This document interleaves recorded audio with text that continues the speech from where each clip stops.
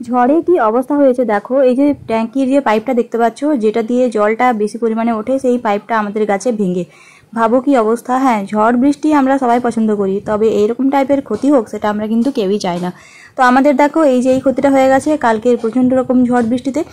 Hello বন্ধুরা, তোমরা কেমন আছো সবাই? আশা করছি তোমরা সবাই অনেক ভালো আছো। কুটুমদিদি ব্লগিং চ্যানেলে তোমাদের সকলকে জানাই স্বাগত। ঝড়ে আমাদের আম গাছের এই ডালটা ভেঙে গেছে। এটা হলো সেই ডাল যে ডালে আমি আগের দুটো ব্যাগ তৈরি করেছিলাম, সেই ব্যাগ দুটো আমি গাছের ডালের মধ্যে ঝুলিয়ে এই ভিডিও আপলোড করেছিলাম।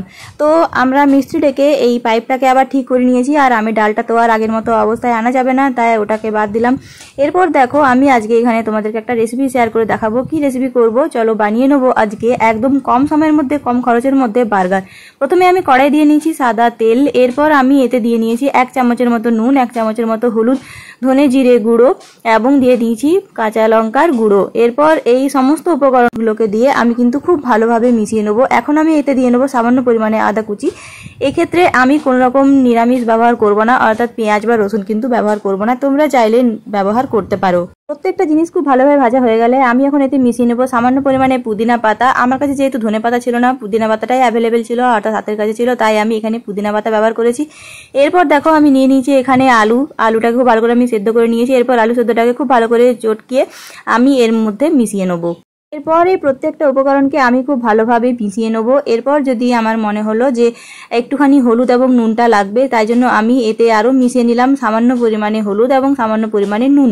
একটুখানি তেল দিয়ে, অর্থাৎ আরো 2 চামচ তেল দিয়ে আমি এই পুরো পুরটাকে খুব ভালোভাবে দেখো করে নিলাম। এরপর আমি এটাকে যখন দেখবে যে পুরটা কড়াই ছেড়ে আসছে, তখন আমি এই পুরটাকে একটা প্লেটের মধ্যে তুলে নিলাম। দেখো আমি একটা প্লেটের মধ্যে পুরটাকে তুলে নিয়েছি, আর এই যে পুরটাকে সেটাকে আমি খুব ভালোভাবে মেখে নিয়েছি। এখন দেখো আমি যেটা করব, হাতের সাহায্যে সামান্য পরিমাণে একটু ছোট্ট দেখে বল করে নেবো। এরপর এই বলটাকে আমি 2 হাতে করে একটু প্যাড়ার মতো করে চেপটে নেবো। এই যে দেখতেই পাচ্ছ কিছুটা এইরকম করে নেবো। এখন দেখো আমি এখানে নিয়ে নিয়েছি সামান্য পরিমাণ কর্নফ্লাওয়ার জলে আমি এটাকে খুব ভালো করে ডুবিয়ে নেবো। আর এখানে নিয়ে নিয়েছি আমি ব্রেডক্রাম গুঁড়ো।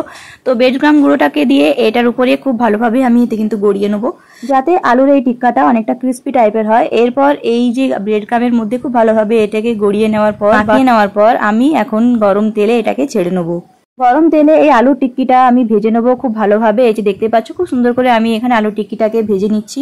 আমার আলুর টিক্কি ভাজা হয়ে গেছে, এটা একদমই রেডি হয়ে গেছে, যে দেখতেই পাচ্ছ। এখন আমি যেটা করব, আমি একটা পাউরুটি, এরকম একটা পাউরুটিকে মাঝখান থেকে চিড়ে নেবো। এরপর মাঝখান থেকে চিড়ে 2 পিস করে আমি কড়াইয়ে দিয়ে নিয়েছি সামান্য পরিমাণ তেল। এরপর সাদা তেল দিয়ে আমি এটাকে একটুখানি সেকে নেবো।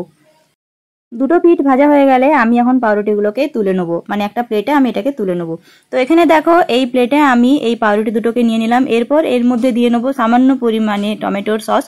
এক্ষেত্রে তোমরা চাইলে মিওনিজ দিতে পারো, আমার কাছে যেহেতু ছিল না তাই জন্য আমি এখানে শুধুমাত্র টমেটো সসটাই ব্যবহার করেছি। এরপর দিয়ে নিলাম স্লাইস করে কেটে রাখা পেঁয়াজ এবং টমেটো। এরপর আমি এতে দিয়ে নিলাম আলু টিক্কিটা, এবং দেখতে সুন্দর করার জন্য আমি এতে দিয়ে নিলাম সামান্য পরিমাণে পুদিনা পাতা।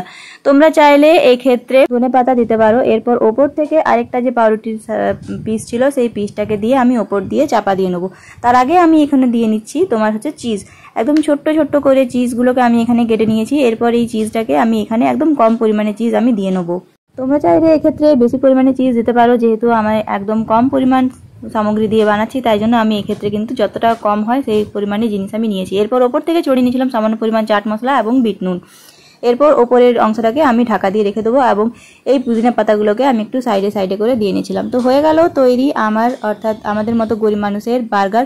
তো আমার এই বার্গার রেসিপি তোমাদের কেমন লাগলো তোমরা কিন্তু অবশ্যই আমাকে কমেন্ট করে জানিও। ভিডিওটা ভালো লেগে থাকলে চ্যানেলটিকে লাইক, সাবস্ক্রাইব, শেয়ার করতে একদম ভুলো না। সবাই খুব ভালো থেকো, সুস্থ থেকো, খুব তাড়াতাড়ি দেখা হবে একটা পরের ভিডিও নিয়ে।